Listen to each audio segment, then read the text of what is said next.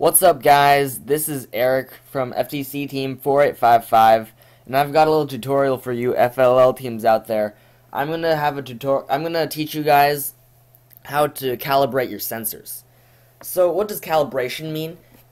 Basically, what the thing about your NXT and your light sensor is that the light sensor, what it tells your NXT is it's a different value from what you're used to. It's not 0 from 100. It's something called the raw value.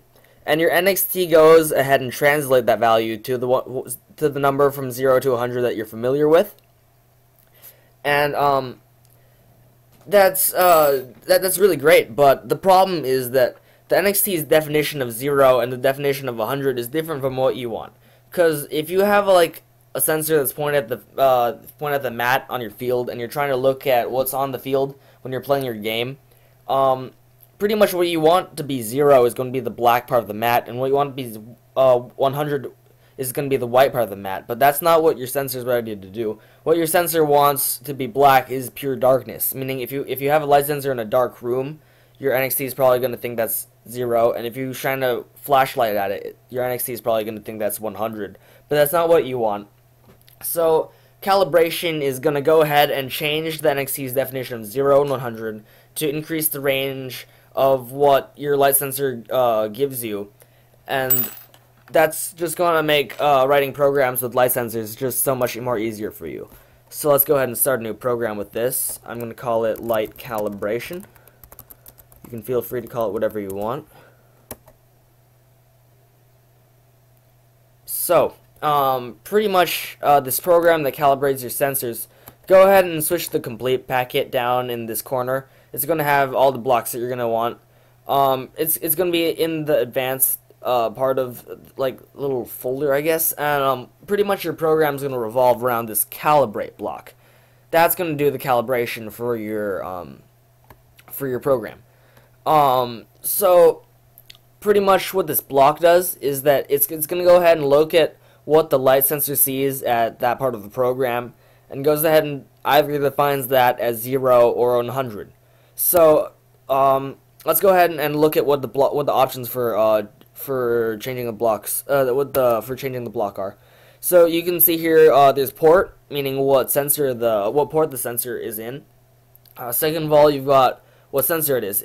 Calibration works for light sensors and sound sensors.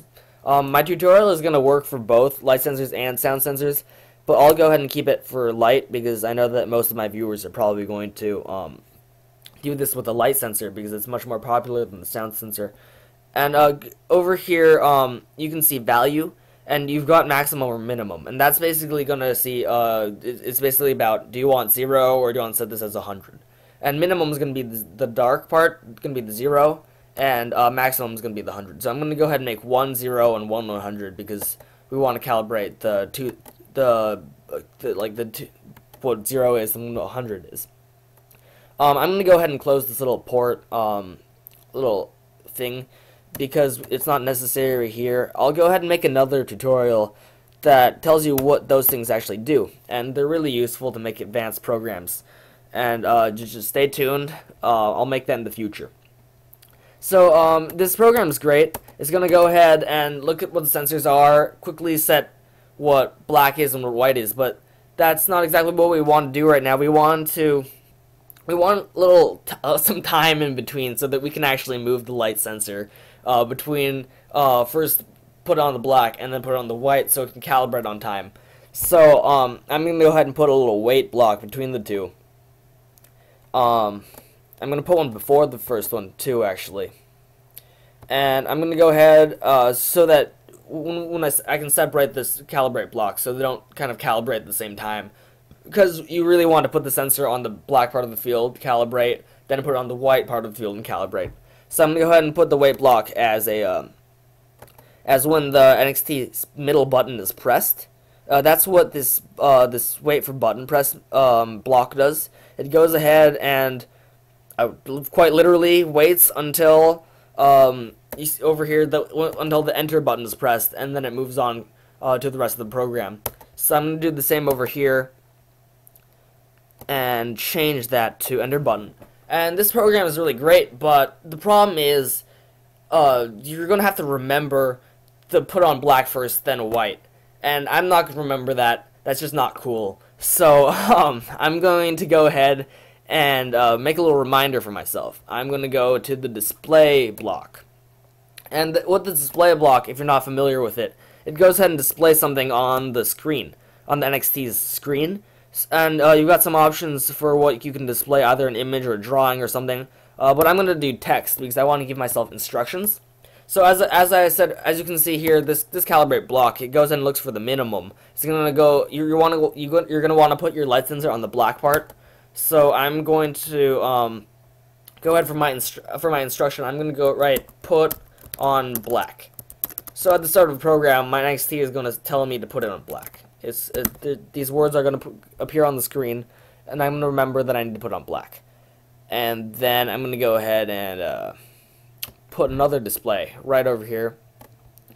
And this one is going to say put on white, because you can see here that this one's trying to set the maximum. It wants to go on white. So put on white. Alrighty, that is the end of the program, really. That's all you really need to do in order to calibrate your sensor.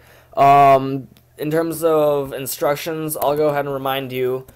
First, put light sensor over what you want to be black.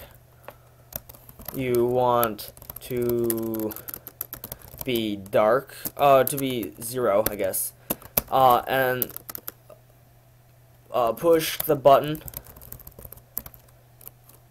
Then put the light sensor over what you want to be 100, and push the button again.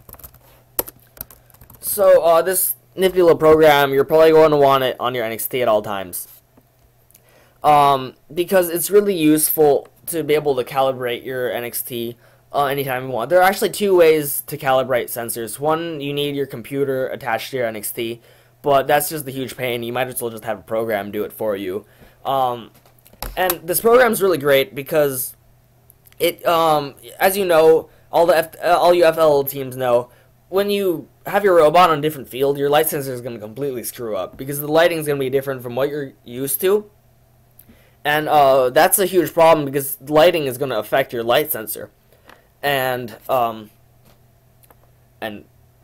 yeah, it's going to affect your light sensor. So what calibration can do is it can reset the NXT's definition of white and black, because brightness is really just changing what the field looks like to the light sensor. But if you change the definition on the spot, like on the competition field, to find the new white and the new black, you can go ahead and change your robot to work on any field as long as you run this program before you go ahead and do what you're on to do with your licensing programs. I really encourage you to go out and experiment for yourself how well this program is going to work for you, what you actually want to do in terms of calibration. And this is just a tool out there for you, so that your programs can adjust themselves in order to work wherever you want. And that's just about it, really. Calibration isn't that complicated. Be sure to like and subscribe, because I'm going to make lots of new videos about different advanced topics. You'll see them as they come. If you have any questions or have any topics that you want me to cover specifically, go ahead and comment below. And that is it. I'll see you next time.